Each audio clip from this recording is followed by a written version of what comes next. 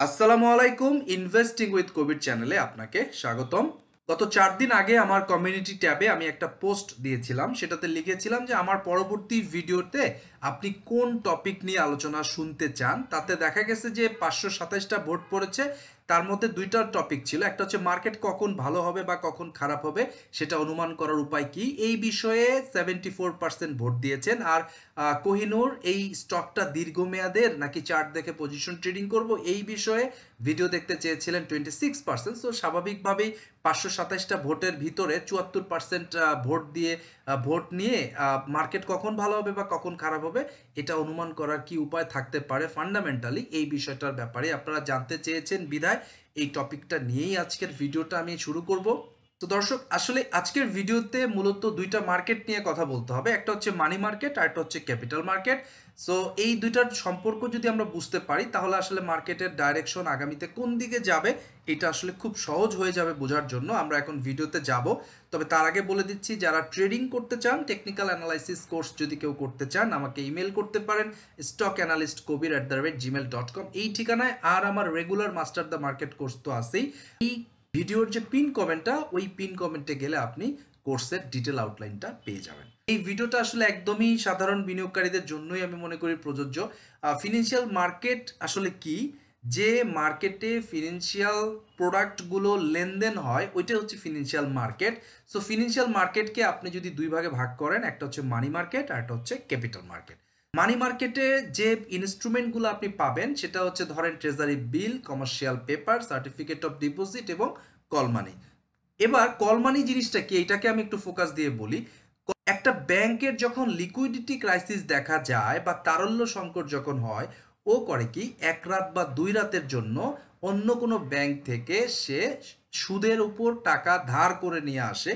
এই যে যে ব্যবস্থায় এক ব্যাংক আরেক ব্যাংকের কাছে টাকা ধার দেনা করে যে মার্কেটে, ওই মার্কেটটার নামই হচ্ছে inter bank call money market. ঠিক আছে, ওই মার্কেটটা হচ্ছে inter bank call money market, যেখানে একটা ব্যাংক আরেকটা ব্যাংকের কাছে ধার নেয় তার লিকুইডিটি ক্রাইসিস মিট আপ করার জন্য। ঠিক একইভাবে যদি কোনো ব্যাংকের এক্সেস টাকা থাকে সেও এই কল মানি মার্কেটে টাকা ধার দেয় সুদের উপর বেস করে, অল্পতেই আপনার 2-3 দিনের জন্য ইন্টারেস্ট গেইন করার জন্য। সো কল মানি মার্কেটে যে ইন্টারেস্ট রেটটা হয় ওইটার নামই হচ্ছে কল মানি রেট।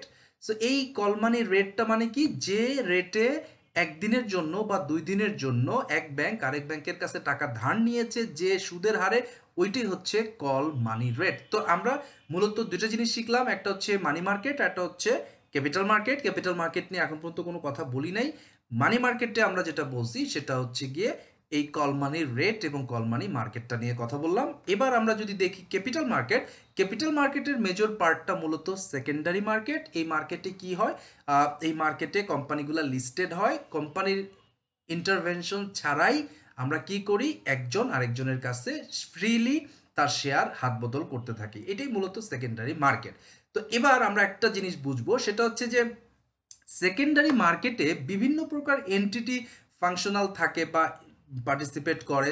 এই এন্টিটিগুলো কারা সেটা যদি আমরা দেখি তাহলে প্রথম দেখবেন রিটেল ইনভেস্টর, মানে আমি এবং আপনি হচ্ছি এই কাতারে পড়ি। রিটেল ইনভেস্টর হিসাবে আমরা এই মার্কেটের একটা এন্টিটি।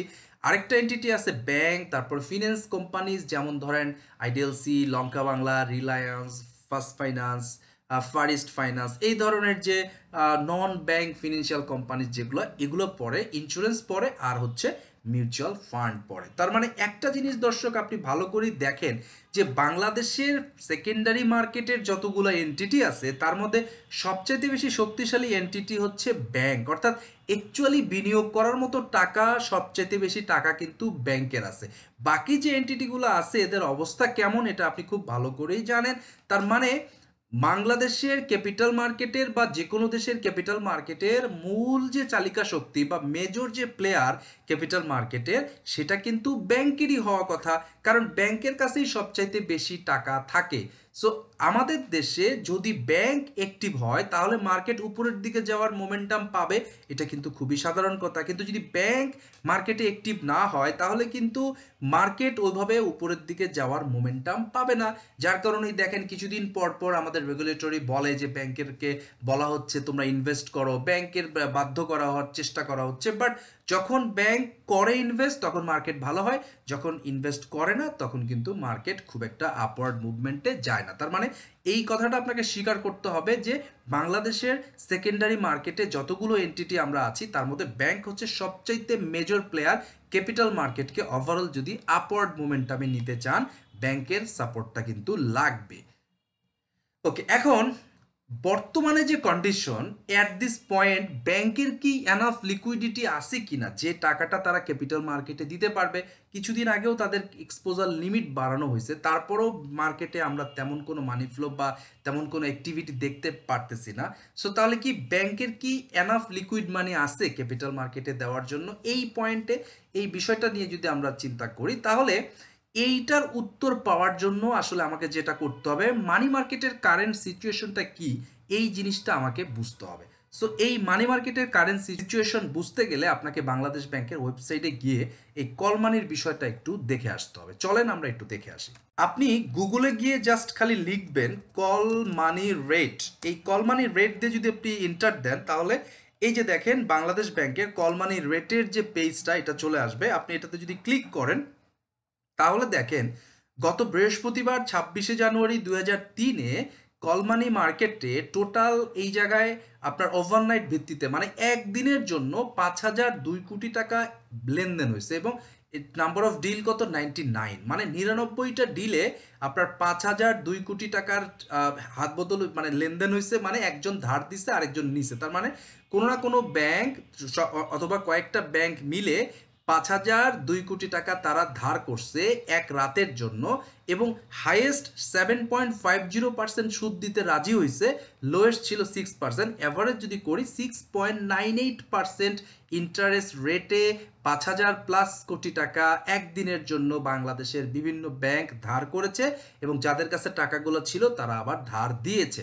সো এখন প্রশ্ন হচ্ছে, যদি কল মানি মার্কেটে এতগুলো টাকা এরকম সুদের হার দিয়ে 6.98% সুদ দিয়ে যদি একটা ব্যাংক আরেক ব্যাংকের কাছে এক রাতের জন্য টাকা ধার করে তাহলে আমরা এতটুকু বুঝতে পারতেছি যে মার্কেটে ব্যাংকগুলোর লিকুইডিটি ক্রাইসিস বিদ্যমান।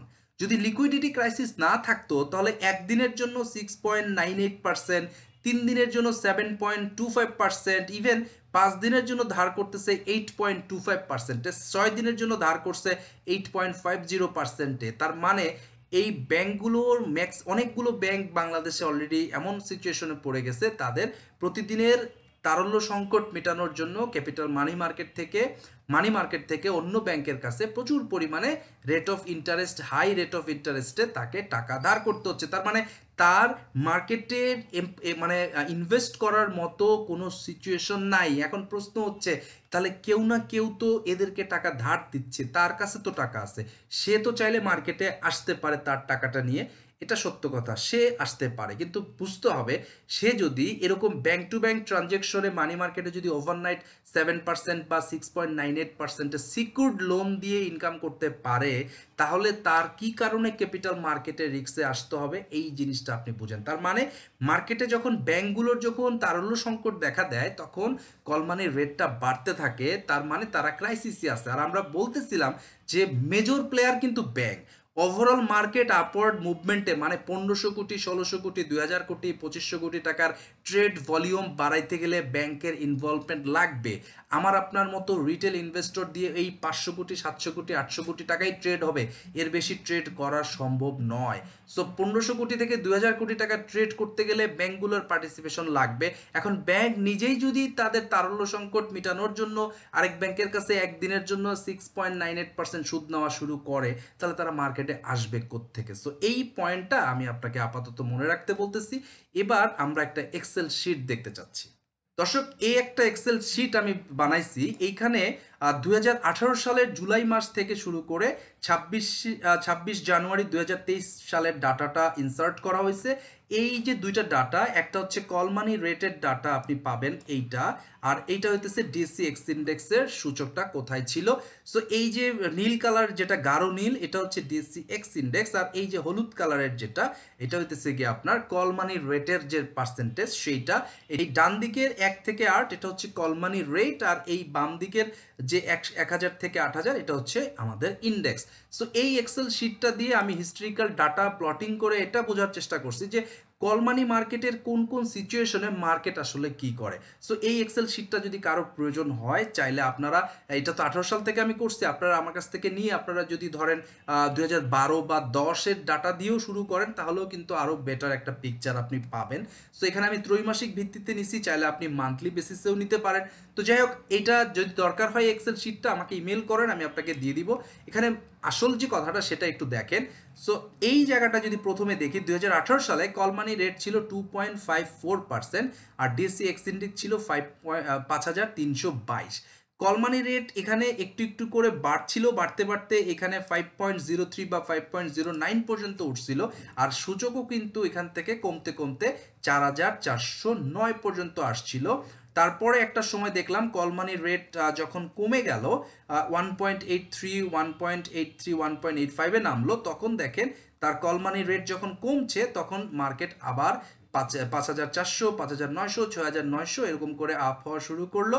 তো এখন আবার যখন 2021 সালের আপনার ডিসেম্বরের পরে অর্থাৎ 22 সালের শুরুতে যখন কল মানির রেট যখন আবার বাড়া শুরু করলো তখন মার্কেটটা কিন্তু আবার ফল করা শুরু করলো। তার মানে এই জায়গায় এইখানেও আমরা দেখি যে এই যে কল মানি রেট 2.54 যখন, তখন সূচক কিন্তু উপরে, এই কল মানি যখন বাড়া শুরু করে সূচক কিন্তু বাই ডিফল্ট কমতে শুরু করে, আবার কল মানি যখন কমা শুরু করে সূচক কিন্তু আস্তে আস্তে বাড়তে থাকে। যেমন এই পয়েন্টটাতে যদি আমি চিন্তা করি, এটা হচ্ছে এই 1.85, এইখানে আপনার 1/12/2020 সালে এই জায়গাটায় যখন 1.85 ছিল কল মানি রেট, তার মানে কল মানি রেট কম থাকা মানে প্রত্যেকটা ব্যাংকের কাছে লিকুইড মানি আছে, আর কল মানি রেট বেশি থাকার মানে লিকুইড মানি নাই। সো যখন এখানে কল মানি রেট কম ছিল, সকলের কাছে টাকা ছিল, তখন তারা মার্কেটে ইনভেস্ট করতে করতে মার্কেটটাকে এই জায়গায় নিয়ে গেল 7356-তে। ওই সময় কল মানি রেট ছিল মাত্র কত দেখেন, মাত্র 2.19, মানে এই জায়গায় যখন কলমানি 2.19 তখন ইন্ডেক্স কিন্তু 7354। এরপরে কলমানি যখন আস্তে আস্তে বাড়তে থাকলো ইন্ডেক্স কিন্তু আস্তে আস্তে পড়তে থাকলো। তবে এখন দেখেন কলমানি 6.98% হয়ে গেছে আর ইন্ডেক্স 6296। তবে এটাও সত্য কথা, আগস্ট মাসে বা জুলাই মাসে ফ্লোর প্রাইসটা যদি আপনি এখানে না দিতেন তাহলে ইন্ডেক্স এতক্ষণে 5200, 300-র ঘরেও যেতে পারতো। সো তখন কিন্তু এইখানে যে পিকচারটা আমরা দেখেছিলাম এখানেও সেম চিত্রটা আমরা দেখতে পারতাম। অর্থাৎ কলমানির সাথে DSEX ইন্ডেক্সের একটা বিপরীত সম্পর্ক আছে। কলমানি যদি বাড়তে থাকে ইন্ডেক্স পড়তে থাকবে, কলমানি যদি কমতে থাকে ইন্ডেক্স কিন্তু বাড়তে থাকে। এই বিষয়টাই আমরা আরেকটু লঙ্গার ভার্সনে আমরা একটু দেখি। এই হচ্ছে আমার স্টকের DSEX ইন্ডেক্সের মান্থ চার্টটা আপনি দেখতেছেন। সো এখানে আমি একটু আপনাকে হিস্ট্রিটা দেখাচ্ছি। দেখেন এই জায়গাটায় ধরেন এটা হচ্ছে জুন 2012, জুন 2012-তে সূচক ছিল হচ্ছে কি আপনার 4400 পয়েন্টে। এখান থেকে ওই সময়টাতে আপনার কলমানি কত ছিল আপনি যদি দেখেন, জুন 30-এ 2012-তে কলমানি ছিল 15%। তার মানে এই যে এইখানে যে 2009 সালে বা 10 সালের ডিসেম্বর মাসে যে ধসটা আসলো এই সময় কলমানি কম ছিল, কলমানি বাড়তে বাড়তে থাকার কারণে এখানে ইন্ডেক্স কিন্তু আস্তে আস্তে কমতে থাকলো। তার মানে ইন্ডেক্স কমবে কখন, যখন কলমানি এরকম 15% বা ফেব্রুয়ারি 2013-তে 9.10% ছিল কলমানির রেট, তখন ইন্ডেক্সের অবস্থা খুব খারাপ ছিল। এরপরে আমরা দেখেছি আস্তে আস্তে কলমানিটা যখন কমে যাচ্ছে কলমানির রেটটা, তখন ইন্ডেক্সটা মুভমেন্টে যাচ্ছে। যেরকম ধরেন এই জায়গাটা যদি দেখি, এইখানে কলমানি ছিল হচ্ছে আপনার 9%, ইন্ডেক্স ছিল 3400, ইন্ডেক্স ছিল 3400, কলমানি 9%। এরপরে দেখেন এই জায়গাটায় ইন্ডেক্স গেল 6200, কলমানি কিন্তু 3.84, 3.83। তার মানে কলমানি যেহেতু কমতেছে ইন্ডেক্স সেহেতু বাড়ছে। আবার ধরেন কলমানি যখন দেখেন এই জায়গায় যখন পড়ে গেল, মার্কেট যখন আবার পড়ে যাচ্ছে, এই যে করোনার মুভমেন্টটাতে এই সময়টা দেখেন, ওই সময় কলমানি ছিল 5.09, 4.96, মানে কলমানি বাড়ছে বিধায় মার্কেট কিন্তু পড়ে যাচ্ছে। এরপরে আবার কি হলো, যখন এই জায়গায় করোনা হলো তখন মানুষের ব্যবসা বাণিজ্য যখন বন্ধ হয়ে গেল, তখন কেউ আর ব্যাংকের থেকে লোন নিচ্ছিল না, তখন ব্যাংকের কাছে প্রচুর পরিমাণে লিকুইড মানি ছিল, যার কারণে কলমানির রেট কিন্তু কমতে থাকলো। যেমন করোনার পরে যে ডিসেম্বর 1, 2020-এ কল মানি ছিল মাত্র 1.85, তারপরে মার্চ 2021-এ কল মানি ছিল 1.83, তারপরে এই জায়গাটায় 7,000 যখন 7,400 গেল মার্কেট, তখন সেপ্টেম্বর মাসে কল মানি ছিল মাত্র 1.89। তার মানে এই 5.09-এর কল মানি সে এই জায়গায় হয়ে গেল মাত্র 1.89। অ্যাজ এ রেজাল্ট মার্কেটে মানি ফ্লো বেড়ে গেল, কারণ কল মানি কম মানে ব্যাংকের কাছে প্রচুর টাকা, সবার কাছেই টাকা, কে কার কাছে আর ধার নিবে, সবার কাছেই টাকা। সো সবাই মার্কেটে দিল, বিধায় ওভারঅল মার্কেটটা আপ হইলো। সো এরপরে এই জায়গাটায় গিয়ে দেখা গেল যে কল মানি আবার বাড়া শুরু করলো, মার্কেট ফল করা শুরু করলো। দেখেন ফেব্রুয়ারি 2022-এ কল মানি ছিল 2.44, মার্চে গিয়ে 4.28, এপ্রিলে গিয়ে 4.53, মেতে গিয়ে 4.77, জুনে গিয়ে 4.79। তার মানে এই যে 4টা মাস কল মানি বাড়তেছে, মার্কেট কিন্তু ফল করছে। তারপরে এই জায়গায় এসে আপনি ফ্লোর প্রাইসটা ইন্ট্রোডিউস করে আপনি ফ্লোরে মার্কেটকে আটকায় দিলেন, কিন্তু কল মানি কি আটকাইছে? মানে কলমানির যে বাড়াটা, কলমানির যে বৃদ্ধি, সেটা কি থামতে পারছেন? না। আপনি যদি এই জায়গাটায় দেখেন, আপনার আগস্ট, সেপ্টেম্বর, অক্টোবর এই জায়গাটায় আপনি যদি দেখেন, তাহলে এই পুরো মাসটাতে ধরে আগস্টে 5.54, তারপরে অক্টোবরে গিয়ে 5.72, নভেম্বরে 5.78, ডিসেম্বরও 5.78, কিন্তু জানুয়ারিতে এসে এখন 6.98। কল মানি যেহেতু বাড়ছে, মার্কেট স্বাভাবিকভাবেই এখান থেকে ফল করার কথা ছিল, কিন্তু মার্কেট কেন ফল করলো না? মার্কেট ফল করলো না কারণ আপনি এখানে ফ্লোর প্রাইসটা দিয়েছেন। যদি ফ্লোর প্রাইস না থাকতো, আপনি 5,200 বা শুধু 5,000-এর দিকেও যেতে পারতো। তার মানে এখানে আমরা যদি এই জায়গাটায় 2013 সাল থেকে আজ পর্যন্ত আমি হিসাব করে দেখাইলাম, যখন যখন কল মানি বেশি থাকবে তখন তখন মার্কেটটা আপনার ফল করবে, আবার যখন কল মানি কম থাকবে তখন মার্কেট আপ হবে। তো 1,200-তে এখন পর্যন্ত আছি, বাট লজিক্যালি যে মানি যেহেতু বাড়ছে, সেহেতু ইন্ডেক্সের কারেকশন হওয়াটা স্বাভাবিক ছিল। সো যাই হোক দর্শক, আমরা আসলে মার্কেট কি হবে না হবে এইটা বোঝার চাইতেও আমরা একটা জিনিস বোঝানোর চেষ্টা করেছি, সেটা হচ্ছে যে আপনি যদি কল মানিকে কন্ট্রোল করতে না পারেন, তার মানে কল মানি যদি বাড়তে থাকে 2%-এর বেশি বা 2 বা 3%-এর বেশি যদি হয়ে যাওয়া শুরু করে, তাহলে যেটা হবে বুঝতে পারবেন ব্যাংকের কাছে টাকা নাই, ব্যাংক অ্যাক্টিভ হতে পারবে না মার্কেটে। আর ব্যাংক যদি মার্কেটে অ্যাক্টিভ না হয়, 1,500 কোটি, 2,000 কোটি, 2,200 কোটির ট্রেড ভলিউম আমরা খুব সহজে দেখতে পারবো না। আর সেটা যদি না হয়, ওভারঅল মার্কেট ওইভাবে গ্রো করবে না। আশা করছি আপনি এই ভিডিওতে এই কলমানির সাথে ডিএসসির যে সম্পর্ক, বিপরীতমুখী সম্পর্ক, এটা বুঝতে পারছেন।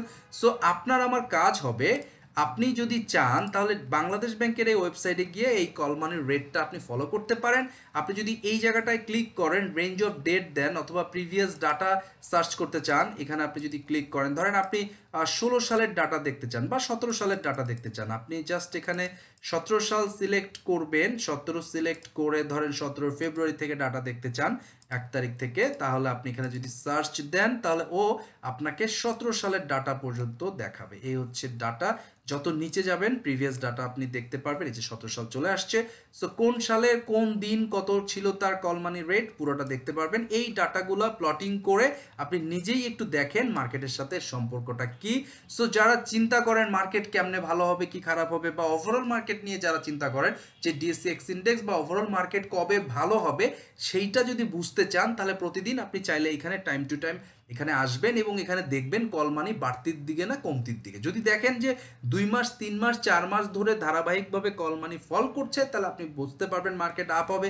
আর যদি দেখেন কল মানি বাড়তেই আছে, তাহলে আপনাকে বুঝতে হবে যে সামনে কিছু চ্যালেঞ্জেস আছে। সো আবার একটু বলে দিচ্ছি, কেউ যদি আমার কাছে মাস্টার দ্য মার্কেট অথবা টেকনিক্যাল অ্যানালাইসিসের কোর্স করতে চান, আমাকে ইমেল করতে পারেন stockanalystkabir@gmail.com এই ঠিকানায়। আর কোর্সের ডিটেল আউটলাইন এই ভিডিওর পিন কমেন্টে অবশ্যই পেয়ে যাবেন। আজকের ভিডিওটা আপনাদের যদি ভালো লেগে থাকে, তাহলে চ্যানেলটিকে আপনি সাবস্ক্রাইব করে নিতে পারেন। লাইক কমেন্ট শেয়ার করলে আমি খুশি হব। আর আমার আগামী ভিডিওটি দেখার আমন্ত্রণ জানিয়ে আজকে আমি এখানেই বিদায় নিব। সবাই ভালো থাকবেন। আল্লাহ হাফেজ।